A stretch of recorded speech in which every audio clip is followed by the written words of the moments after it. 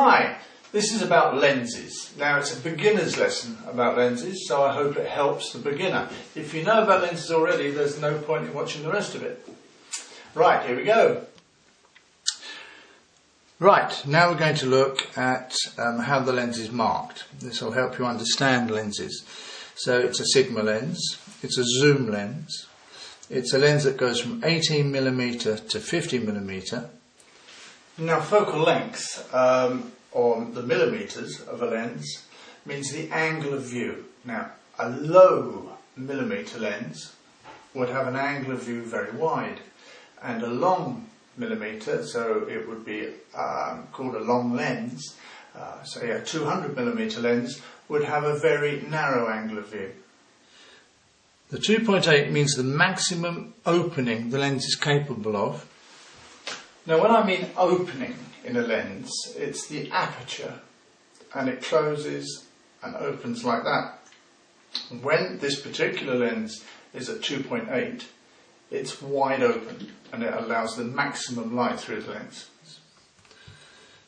EXDC is the type of lens for a particular camera, and the 67 is the diameter of a filter that will fit the lens. Well, I think that's pretty clear. Now, the zoom is marked on the side. Now this turns, and as you see, the lens gets longer. In some cases, on the better lenses, it doesn't get longer, it all happens internally, and that would be an internal zoom. This lens, as we said, goes from 18, 24, 28, 35 and 50, or anything in between. So that allows you to get things looking as if they're closer. There's a lock, and that locks the zoom. The AFM is the autofocus or manual focus, and the focus is on this ring. Now lenses will be different, but some lenses the ring is here, some the ring is here. This lens will focus from 0.85 to 10 foot, and the 8 upside down, lying on its side if you like, is an infinity mark. Now infinity is something that is so far away you can't focus on it, so if you're photographing the moon you would put it on infinity, for example. Now that really is the markings on a camera, on a lens. Now other lenses have this marked. Now this is a stabilizer. Now some lenses have a stabilizer in them, so when you're using long exposures you can switch that off or on. It will automatically stabilize the lens, so it enables you to use longer exposures. Now it's better to switch it off when you're working on a tripod. Okay, now this particular lens you see doesn't have anything marked in the lens, so lenses change from type to type. So now we know that the millimetres of a lens is called the focal length of a lens. Now, what difference is there between the different focal lengths? Right, now let's have a look at some photographs to demonstrate. The camera's locked off on a tripod, so nothing's moved between these photographs. This is a 10mm lens, very wide angle, and it sees an awful lot of the garden. Now let's move on to the 20. Now the 20, as you see, is a little closer in, but it still would be a wide angle lens. Now a normal or a standard lens would be anywhere between 35 and 50mm, like this one. That purely depends on the type of camera you have, as some cameras have smaller sensors than others.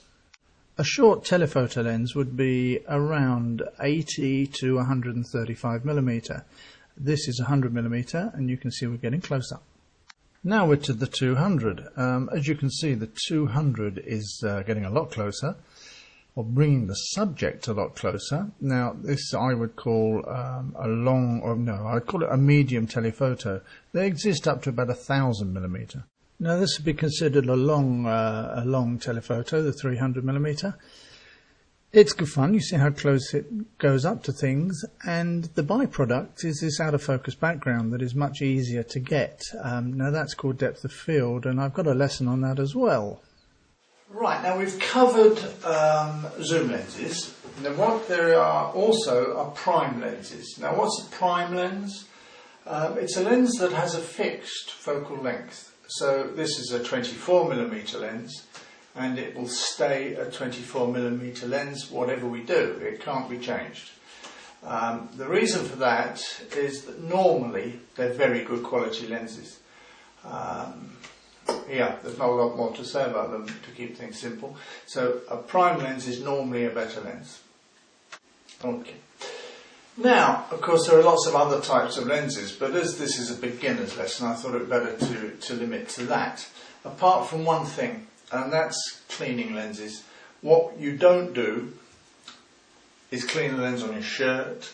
How I do it, if there's nothing desperate wrong with it, I just do that with a special cloth that comes from the opticians. Now, if there's any grease on the lens, if you've put your finger on the lens and there's some grease, that might not get rid of it. Now, they do sell in photographic shops special lens cleaning tissues, so that might be the best answer. But in this case, clean your lens as least as possible. Now, as you've got your camera, make sure that when you take a lens off the camera, make sure that you have a cap on it. That's very important because you want to stop any dust or dirt getting onto the sensor that's on the inside. Now, if you're changing your lens, try and do it somewhere where there's no dust flying around. On the beach, for example, if there's a lot of sand, be very careful. Particularly cleaning your lens when there's sand, because any bit of sand on there, even with a cloth like that, will scratch the coating. So be careful. Well, I hope this lesson's helped you. If it has, and you're watching on YouTube, just above your head you'll see subscribe. It costs nothing. Please push that because it helps me publicise the site and allows me to do more videos that will help you with your photography. Goodbye.